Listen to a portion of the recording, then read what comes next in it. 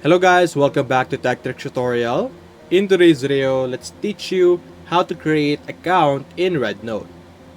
So as you can see right now on our screen, we're currently at the landing page of Rednote. And to be able to create an account in Rednote, you're actually just going to click on the login option that we have over here. The login option is actually our registration already. Over here, we have two methods. You could either create an account with your mobile number, or you could create an account with your Facebook or your Google over here.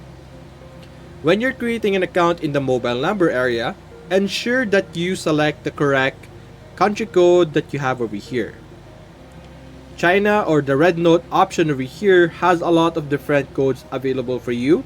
So look for the number. What I would recommend is that you base it off the number and not use this number or letter section over here, because I tried it with my country and my country's number did not appear in where or in the area it should be. As you can see, after this you will be going to receive a PIN number, which will then verify the number that you have, and then you will then be able to create an account after that.